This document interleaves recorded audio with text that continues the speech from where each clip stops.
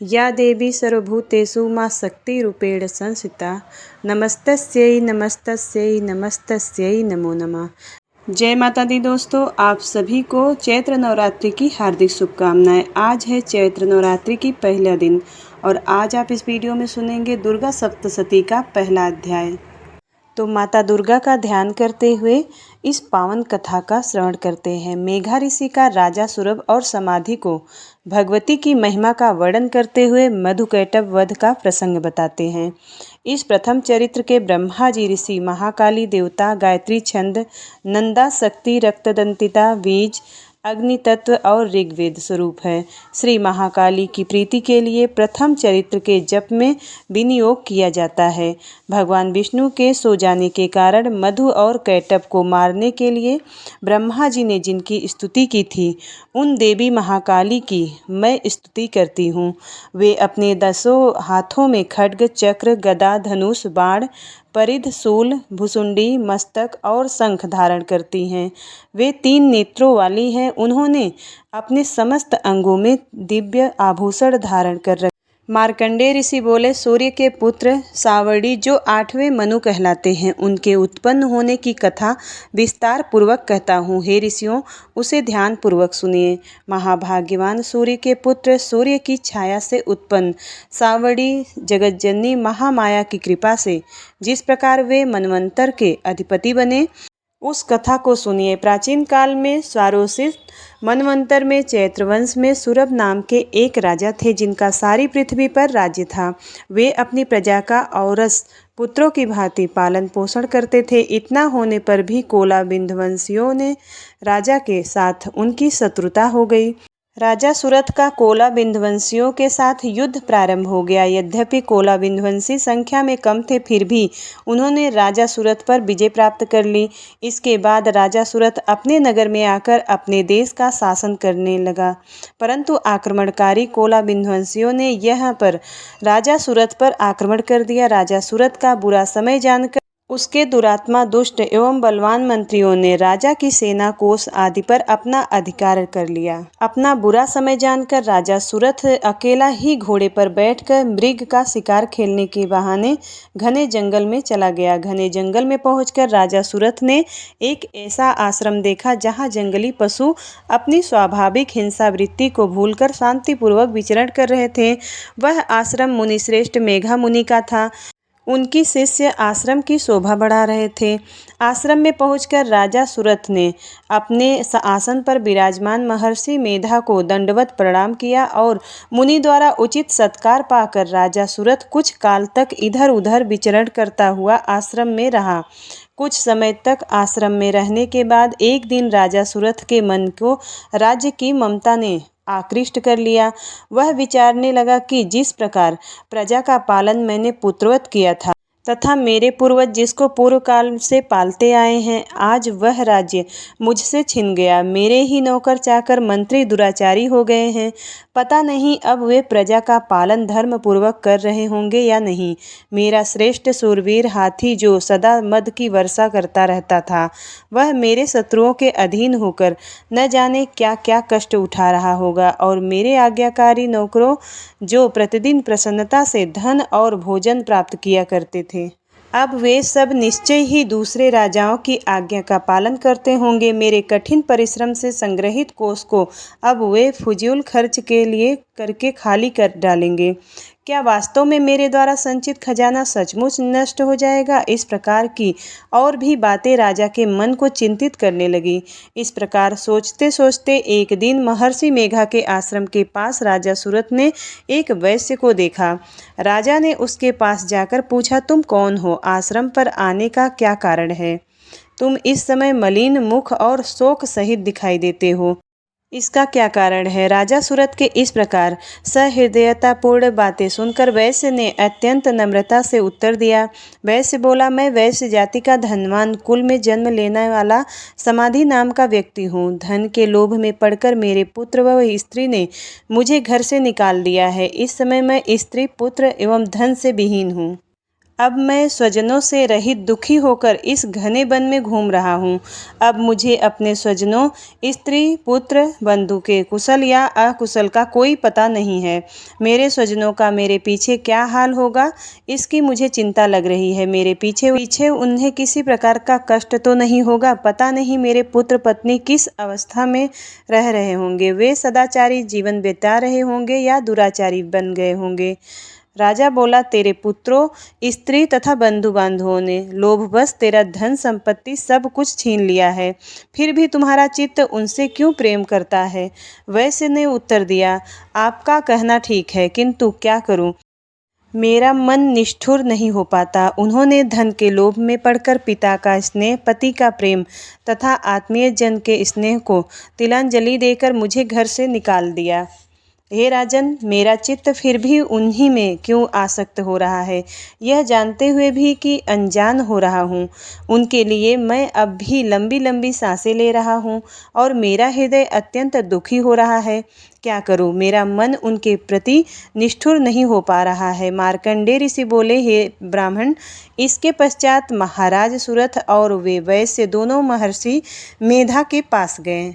समाधि नाम के वैश्य और राजा सुरथ महर्षि के साथ यथा योग्य न्यायाकुल विनयपूर्ण बर्ताव करके बैठे। तत्पश्चात वैश्य और राजा ने उनके साथ वार्तालाप आरंभ किया। राजा बोला, भगवान, मैं आपसे एक बात पूछना चाहता हूँ, उसे बताइए। मेरा मन मेरे वंश में नहीं है।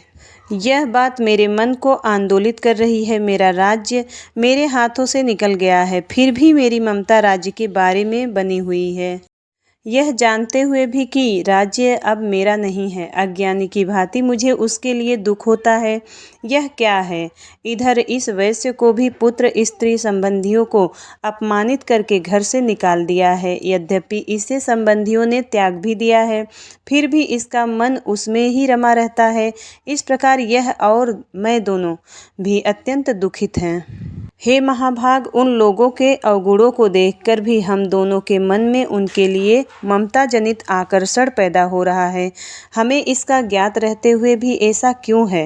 अज्ञानी मनुष्यों की तरह हम दोनों में यह मूढ़ता क्यों? महर्षि ऋषि बोले, विषय मार्ग का ज्ञान सब जीवों को है, इसी प्रकार विषय भी सबके लिए अलग अलग है। कुछ प्राणी दिन में नहीं देखते और कुछ प्राणी रात में नहीं देखते। कुछ प्राणी ऐसे भी हैं जो दिन और रात में बराबर देखते हैं।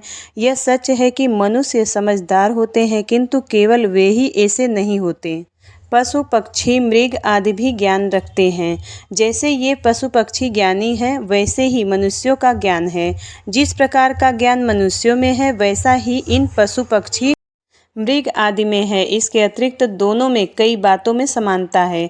ज्ञान के होने पर भी इन पक्षियों को देखो, ये अपने बच्चों की चोंचों में दाने डाला करते हैं। यद्यपि स्वयं भूख से पीड़ित भी हो, तो भी बच्चों का मोह उनसे यह कार्य कराता है। हे भद्र पुरुषों, क्या इन पुरुषों को नहीं देखते जो प्रत्युत्कार के लोभ के कारण पुत्रों की प्राप्ति की कामना करते हैं, लोभ के वशीभूत होकर उनका पालन पोषण करते हैं। लोभ यह है कि हमारी वृद्धावस्था में पुत्र हमारा पालन पोषण करेंगे। क्या तुम ऐसा रोज नहीं देखते? पुत्र पौत्र उनका भरण पोषण न भी करें, फिर भी माता पिता तो अपने बच्चों का पालन पोषण करते ही हैं। विश्व में महामाया के प्रभाव से ममता रूपी भंवर से युक्त होकर मोह के भंवर में डाल दिए गए हैं। इसमें विस्मय करने की आवश्यकता नहीं है, क्योंकि यह सब भगवान विष्णु की योग निद्रा है। महामाया ने सारे विश्व को मोहित कर रखा है। वही देवी योग माया ज्ञानियों के चित्त भी बलपूर्वक खींचकर मोह में डाल देती हैं। उसी महामाया के द्वारा यह चराचर जगत उत्पन्न होता है। देवी महामाया प्रसन्न होकर अपने भक्तों को वरदान देती हैं, जिससे मुक्ति प्राप्त होती है। वही मुक्ति की परम हेतु है, वही सनातनी ब्रह्म ज्ञान स्वरूप विद्या है। यह देवी सांसारिक बंधनों का कारण है तथा वही सर्वेश्वर की ईश्वरी है। राजा बोले, हे महात्मा, आप जिसको महामाया कहते हैं, वह कौन सी देवी है? हे ब्राह्मण श्रेष्ठ, यह देवी किस प्रकार उत्पन्न हुई, उसका क्या कार्य है, उसका स्वभाव स्वरूप आदि के विषय में जानना चाहता हूँ। हे ब्रह्मज्ञानियों, मैं श्रेष्ठ, आप मुझे सभी वृत्तांत सुनाइए। ऋषि बोले, हे राजन, वह तो देवी तो नित्य स्वरूपा है, उसके द्वारा यह संसार रचा गया है, फिर भी उसकी उत्पत्ति अनेक प्रकार से होती है। वह सब मैं आपको बताता हूँ। वह देवताओं का कार्य सिद्ध करने के लिए प्रकट होती हैं। हे देवी, तुम ही अमृत हो, नित्य ओमकार स्वरूप अक्षर ब्रह्म में अ उ म, इन तीनों मात्राओं में तुम ही स्थित हो तथा इन तीन मात्राओं के अतिरिक्त नित्य आदि मात्रा व्यंजन, जिसका उच्चारण विशेष रूप से नहीं हो सकता, वह भी तुम ही हो। हे देवी, तुम ही संध्या हो, तुम ही सावित्री हो, और हे देवी, तुम ही संसार की जननी अर्थात संसार की रचना करने वाली माता हो। जगत का पालन भी तुम ही करती हो, अंत में इसका संहार भी तुम ही करती हो। हे मातेश्वरी, सृष्टि को रचते हुए तुम सृष्टि रूपा हो, पालते समय तुम स्थिति रूपा हो, कल्पांत में जब इस संसार का प्रलय करती हो तो संहृति रूपा भी तुम ही हो। तुम ही महाविद्या, महामाया, महामेघा, महास्मृति, महारात्रि और मोहरात्रि हो। हे देवी, आप ही महामोहा, महादेवी और महासुरी हो। हे मातेश्वरी, तुम ही समस्त चराचर के तीनों गुण सत्व, रज और तम की उत्पन्न करता प्रकृति स्वरूप हो। हे देवी, तुम ही कालरात्रि, भयंकर यम रूप, महारात्रि, प्रलय रूप तथा दारुण मोहरात्रि, विश्व को मोहने वाली हो। श्री भी तुम ही हो, ईश्वरी भी तुम ही हो, बोध कराने वाली लक्ष्य बुद्धि भी तुम ही हो। हे देवी, तुम ही लज्जा, पुष्टि, शांति एवं क्षमा हो। खग धारणी, त्रिशूल धारणी, घोर रूपा, गदा तथा चक्र धारण करने वाली तुम ही हो। हे देवी, शंख, धनुष, बाण, भूसुंडी और परिध धारण करने वाली तुम ही हो। तुम ही सौम्य एवं सौम्यतर हो, सभी सुंदर पदार्थों से भी तुम अत्यंत सुंदरी हो। हे देवी, पर और अपर में श्रेष्ठ तुम ही हो और तुम ही परमेश्वरी हो। हे सभी स्वरूपों को धारण करने वाली, जहाँ कहीं सत्य और असत्य वस्तुएं हैं, उसमें जो शक्ति है वह तुम ही हो। हे देवी, उन समस्त वस्तुओं की शक्ति तुम ही हो। मैं आपकी किस तरह से प्रार्थना करूं, जो इस संसार की रचना, पालन और संहार करता है। ऐसी अवस्था में भला तुम्हारी स्तुति कौन कर सकता है। इस संसार की सृष्टि, पालन और संहार करने वाले विष्णु भगवान को जब तुमने निद्रा के वशीभूत कर दिया है, तो फिर तुम्हारी स्तुति कौन कर सकता है। हे देवी, तुझे भगवान विष्णु को एवं भगवान महादेव को भी तुमने शरीर प्रदान किया है, इसी कारण आपकी स्तुति करने की शक्ति किसमें हो सकती है। हे देवी, तुम अपने उदार प्रभाव के द्वारा ही स्वयं प्रशंसित हो। हे देवी, ये मधु और कैटभ दोनों दुर्धर्ष राक्षस हैं। इन्हें मोहित करके तथा संसार के पालन करता भगवान विष्णु को शीघ्र ही जगा दो। इसके साथ साथ भगवान विष्णु के हृदय में इन दोनों को मार डालने की बुद्धि पैदा करो। ऋषि बोले, इस प्रकार जब ब्रह्मा जी ने मधु और कैटभ असुरों के संहार के लिए तथा भगवान विष्णु को जगाने के लिए देवी से प्रार्थना की, तो उसी समय भगवान विष्णु के नयन, मुख, नाक, भुजा, हृदय और वक्ष स्थल से निकलकर अव्यक्त जन्मा श्री ब्रह्मा जी के आगे योग माया उपस्थित हो गई तथा भगवान विष्णु भी उस योग निद्रा से जाग गए। योग निद्रा से मुक्त होने पर जगत के स्वामी भगवान विष्णु उस एकाड़वर जल में शेष नाग की सैया से जाग उठे। उन्होंने फिर से उन दोनों राक्षसों को देखा। वे दुरात्मा मधु और कैटभ अत्यंत बलवान तथा पराक्रमी थे। वे दोनों राक्षस क्रोध से लाल आंखें किए हुए ब्रह्मा जी को खा जाने के लिए प्रयत्न कर रहे थे। उसी समय भगवान विष्णु ने शेष सैया से उठकर उन दोनों राक्षसों से युद्ध किया। भगवान श्री हरि विष्णु ने उन दोनों राक्षसों से 5000 वर्ष तक केवल बाहु युद्ध किया।